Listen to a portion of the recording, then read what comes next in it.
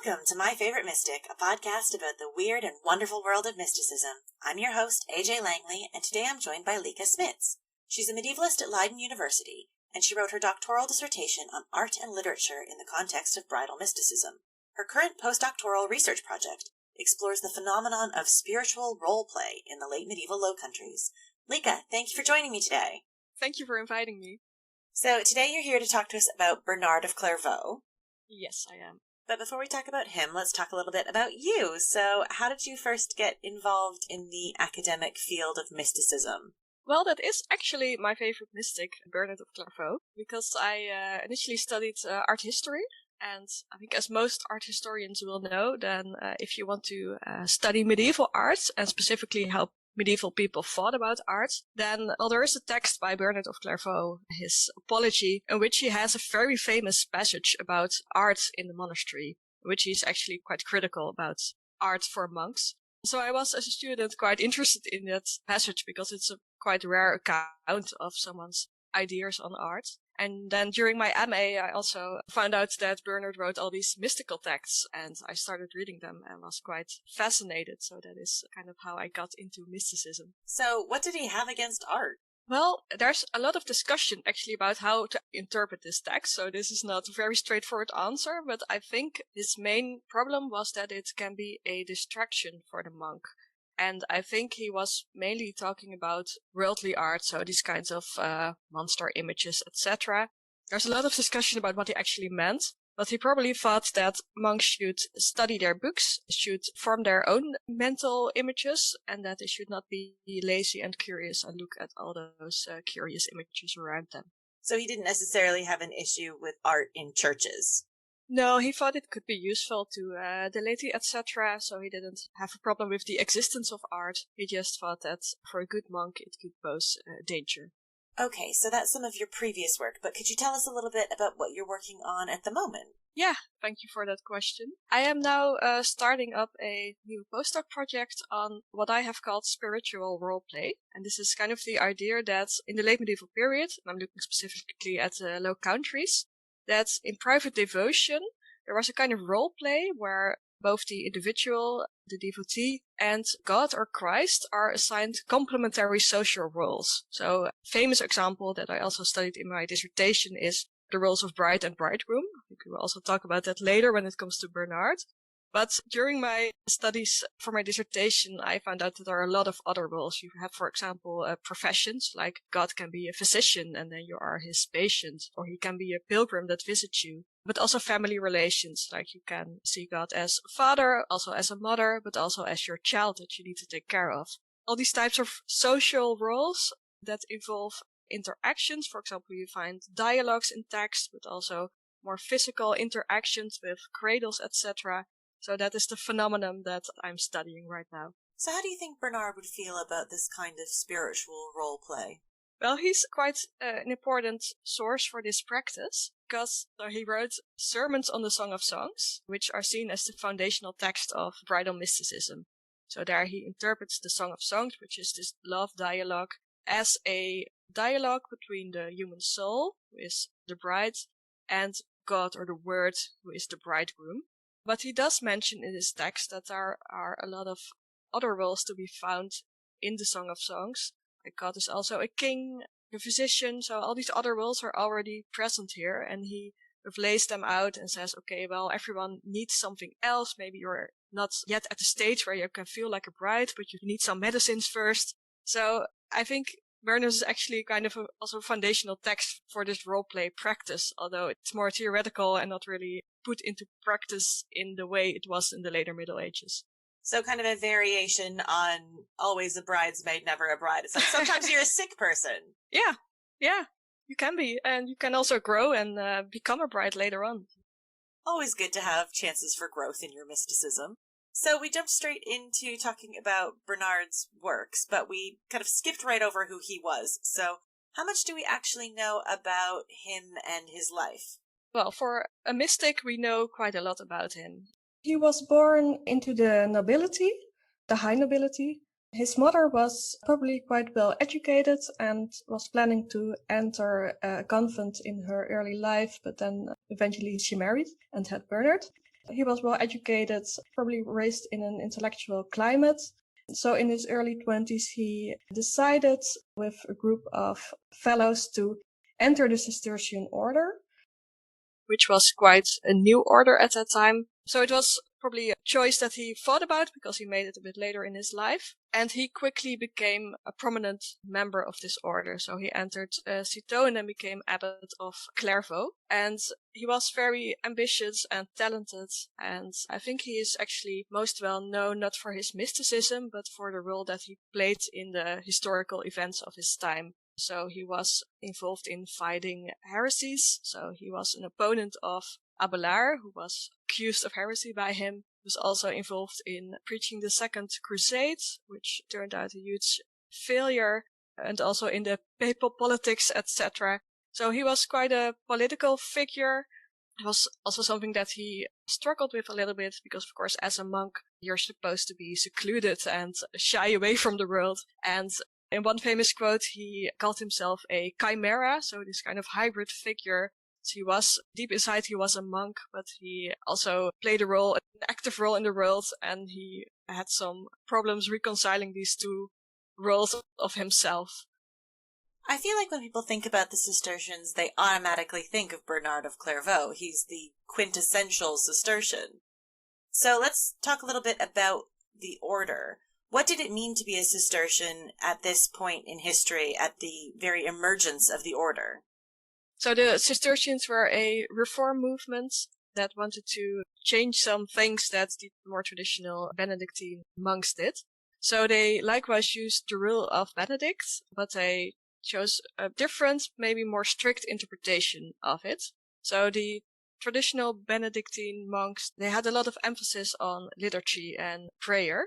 The Cistercians thought that you should also do some work, some manual labor, because the Order of Benedict actually stipulates that you should be involved in ora et labora, so prayer and work. They also wanted a more sober lifestyle, so in terms of clothing, eating habits, etc. So yeah, they were a bit more strict. They also had some core values or virtues that they appreciated. One of those was humility, which is very important for the Cistercians. And then also caritas, so the love for God and the love for other people around you. And I think that virtue of caritas is also something that you can really see in Bernard's mysticism, which is all about love, you could say. With the Cistercians being such an austere order, I'm wondering, do we see this kind of encouragement of austerity and asceticism in Bernard's works? Well, yes and no. So, for example, if we talk about food and fasting, then he is known to have fasted very severely in his life, even to the extent that he broke his whole digestive system and was ill for long periods in his life. But when he spoke to others, he was a bit more careful in promoting such excesses. So there's one text that he wrote, which is called The 12 Steps of Humility and Pride. So he talks about what you should not do. So the things that lead to pride are the steps of pride. The things that you should do, which is humility. So one of the stages of pride is being an eccentric. And there he has this quite satirical description of an eccentric monk, which I will read a part of. So he writes about this monk that at mealtime he has a habit of casting his eyes all around the tables. And if he sees anyone eating less than himself, he is annoyed at being outdone. He begins severely to cut down the amount of food which he had hitherto recognized as his necessary ration, because he is more afraid of loss of credit than of the pangs of hunger. So he is describing this monk who is sort of in a competition of eating very little. But Bernard says that this is not the way to go, because you don't do it with the right intentions. So it's better to eat a little bit more, but do it all for the right reasons, than engage in this extreme fasting, but just do it because you want to be the best at it and want to stand out from the others. So you see, it's not only about the actions, but it's also about your mindset and your motivations.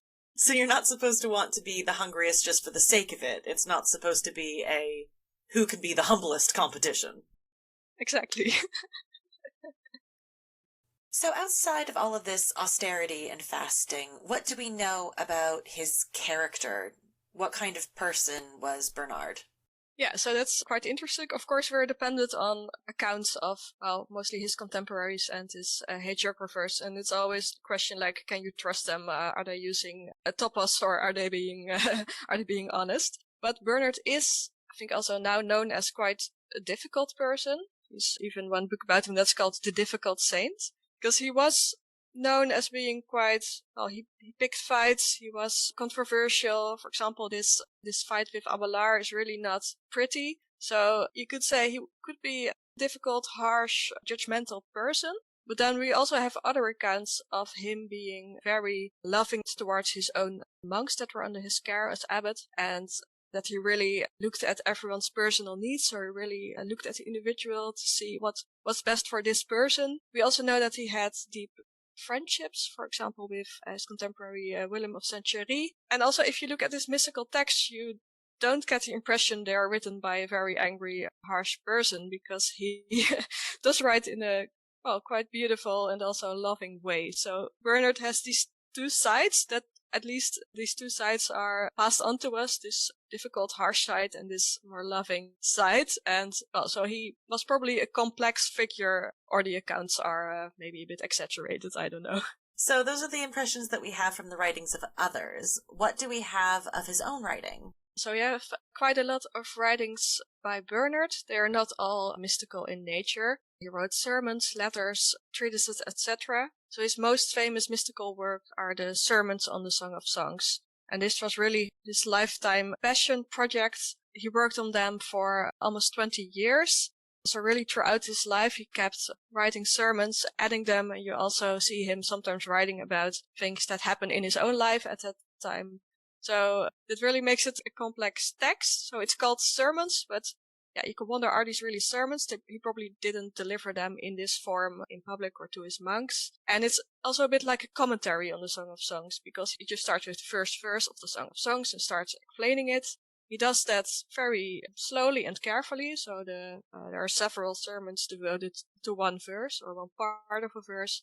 And then he just slowly goes through the whole Song of Songs, explaining things, giving his own thoughts, and sometimes he sticks to giving a commentary on the text, and sometimes he digresses quite a bit, talks about things that concern him at that moment, that he finds important. So it is, in that way, quite an interesting text, and it is also gives a quite, well, I wouldn't say new interpretation of the Song of Songs. So, brief historical perspective, Song of Songs could be interpreted in various ways. So the bridegroom was often seen as God or the Word. And then the bride could, for example, be the church. So it was about the relation between the church and God, but could also be the human soul. And then you had this more mystical interpretation about a personal relationship. And this mystical interpretation did already exist, but Bernard really explored it to its full extent and really added a lot to that and made it more prominent. I think that is quite an important development for the history of mysticism, because it was quite influential. It really talks about this personal relationship, this mystical endeavor of desire for God and getting closer to God through love. So you say he went through the Song of Songs slowly and kind of methodically, but it was very slow, wasn't it? I mean, how many sermons did he end up writing about the Song of Songs? Yeah, there are 86, if I'm correct, and he didn't even cover the whole Song of Songs, which is not a very long text. Yeah, so he really looked at every word, every possible meaning. And historians seem to really consider these sermons to have been massively influential in their own time. I mean, you can't read about a late medieval mystic who has any form of bridal mysticism in their text without Bernard of Clairvaux and his interpretations on the Song of Songs being referenced as the inspiring text. Yeah, I think that is partly true, because his text was copied a lot, it was read a lot. We also know of some later mystics who had read his text and also have direct quotes, etc. So he was indeed very influential. I don't think that always means that persons who are interested by him had necessarily read his text, because of course he became a saint, kind of an important persona, and there was also just this idea of the person, Bernard of Clairvaux, who loved God, which was also transmitted via other ways. So, for example, through art. We have these images of his visions. He had some remarkable visions. Well, he did not write about them himself, so we don't know whether he actually experienced them, but they were described to him For example, of him being embraced by a crucifix, so Christ coming down from the cross to embrace him, and also Mary squirting the milk from her breast into his mouth. So these are two visions that he supposedly had that are often illustrated in art, are also retold in various forms. I think for many people, Bernard was also known through these kind of accounts and images, which also portray him as someone who had a special loving relationship with Christ. But that does not necessarily mean that these people who were aware of this had read his sermons or his other texts. Through his work, does he encourage people to cultivate a relationship with God similar to his own? Does he encourage mysticism as a practice?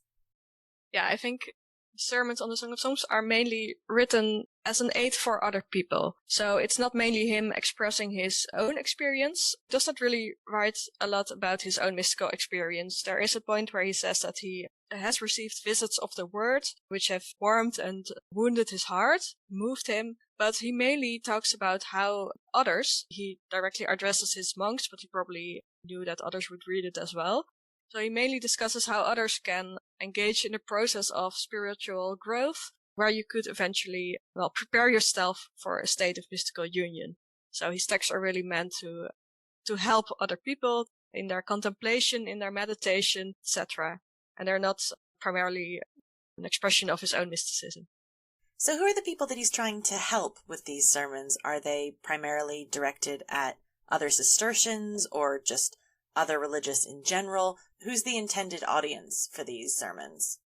If you look at his text, he really addresses his own monastic community, so the monks under his care. I think he was mainly writing for monks in general.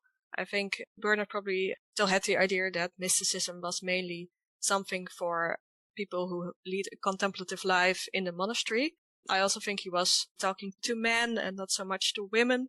But then later on in the later Middle Ages, we see that, of course, religious women, but also Beguines, lay people, also engage in mysticism and also find inspiration in his text. So in that way, he influenced more people than he thought he would.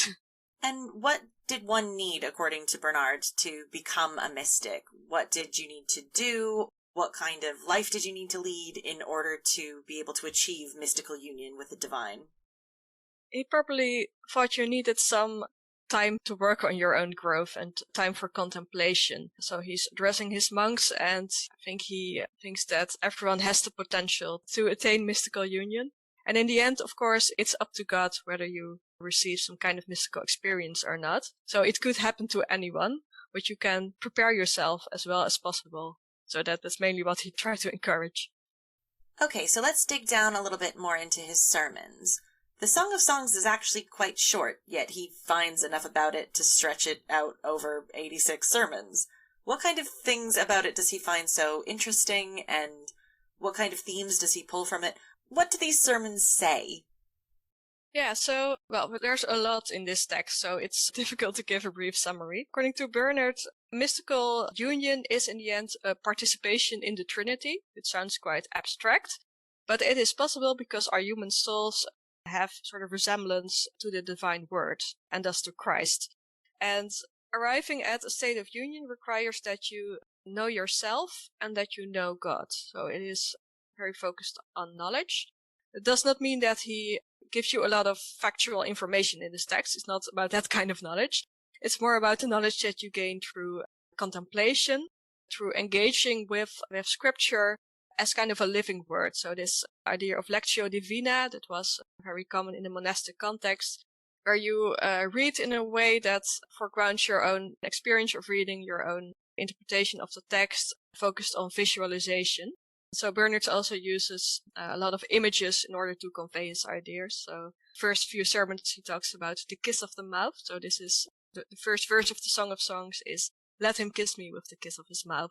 And according to Bernard, that is the human soul asking for a kiss, so expressing desire. And then he adds these other images to it. He says, well, of course you cannot immediately reach for the mouth. That would be too much to ask at once. So first you should kiss Christ's feet and his hands. Then eventually you can hope to attain the kiss of the mouth. So he adds these other layers of images, which also show this value of humility. Like you should not want too much at once, but maybe start a bit slowly, realizing your own sins and your own position, humility, kiss the feet, and then maybe see what comes after. And I think that idea of taking it step by step that you see a lot in Bernard's texts. So it's not really about sudden ecstasy. I mean, that can happen, but it's not something you have control over. So what you can do yourself is learning about yourself, learning about God, and taking all these little steps that will help you grow. So you can walk towards God, but don't run, and don't be presumptuous enough to go straight for a kiss. Definitely. So he's analyzing the Song of Songs, but he's also just adding in things and additional steps as he feels are necessary. Yeah, and also sometimes just things that occupy his mind at the time. At a certain point he talks about heresy, but there's also a quite touching sermon that he wrote after the death of his brother. In that sermon he starts first talking about the Song of Songs, and then he kind of breaks down on the paper and he says, well, I cannot keep this pretense up because my brother died and I'm mourning him and I should write about him. So then it becomes suddenly very personal, which again makes it a very interesting text with a lot of variety. It's not 86 sermons of just the same methods, but yeah, it's a very complex and interesting text in that way. So how should the sermons be engaged with? Should somebody read them all at once, or how are they intended to be consumed? I would definitely not suggest to read all 86 sermons in one go. I think that would lead to a Bernard overload. No, I think that they were originally written for meditative reading. So they are very rich in images, they are quite complex, so they were meant to be read slowly to really contemplate on. So if you would want to read them in the light of how they were meant to be read, then I would suggest that you also read them slowly, maybe one sermon a day. Of course, it's not necessary, you can do it any way you want. But if you really want to have this experience of reading them in contemplation and meditation, then I would suggest to take it slowly. So what is it about these texts and about Bernard of Clairvaux himself even that keeps you interested and makes you want to keep coming back to his work? Yeah, I think it's probably two main things. One is the complexity of his character. We have so much of his own writing, also so much has been written about him, and he just comes across as this complex character that was, on the one hand, very ambitious and also had a strong sense of responsibility, which I think led him to be engaged in all these political actions of his time. And on the other hand, he was this very contemplative figure who had deep inner world with experiences and thoughts and mystical ideas. So I find that complexity and that tension, I find that quite interesting. And then the second thing is that I just really love his writing. He has, I think, great rhetorical, literary skill. Like his sermons on the Song of Songs are very beautiful language, also inspired by the Song of Songs, which is a lot of imagery, and that suits Bernard very well. He can also have these rich descriptions and express these complex emotions that he had towards God. But he can also be quite satirical and sharp in his writing. Yeah, he had a great rhetorical, literary skill that's resulted in very successful passages. So that is what I really love about reading his works. So unlike some of the other mystics that I'm discussing with people throughout this podcast, Bernard of Clairvaux is very well known and he's very well studied. His works have been discussed for their importance to theology, to the history of the Cistercian Order. He's just a very prominent man. So, to your mind, what is there still to do? What would you like to see more people talking about with regards to him and his work? In terms of scholarship, of course, a lot of work has been done on Bernard, and I think a lot is still to be explored because he wrote so much, but I would also urge scholars to maybe look at some mystical texts that are a bit lesser known, because, of course, we don't want hundreds of books about Bernard instead of books about other interesting persons. But what I do also think is that more could be done to get a full, complete picture of Bernard to the more general audience. I think at this moment there's not really a good accessible biography that includes recent scholarship. So I think in that respect, more in the communication of scholarship, a lot could be done. And I think he is also a good character that could perhaps be used by more creative people, for example, in literature or in movies, because I would love for a biopic about Bernard of Clairvaux. I think his life was interesting enough for a huge Hollywood blockbuster, perhaps.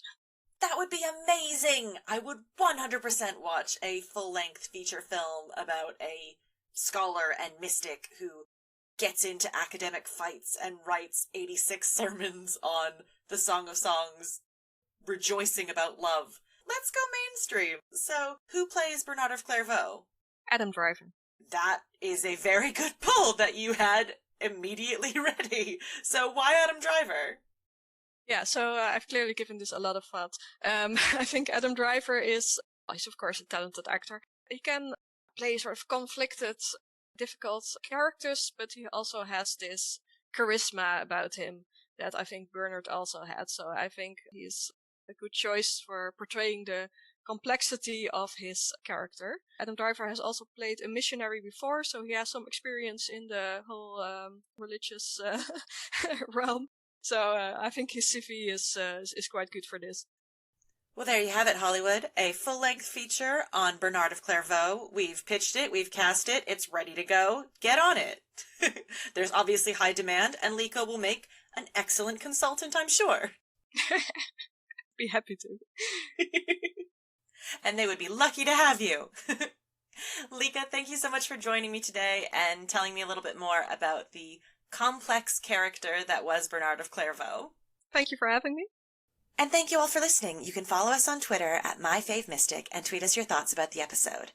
And of course, please join me next time when I speak to Megan Corey about Catherine of Siena.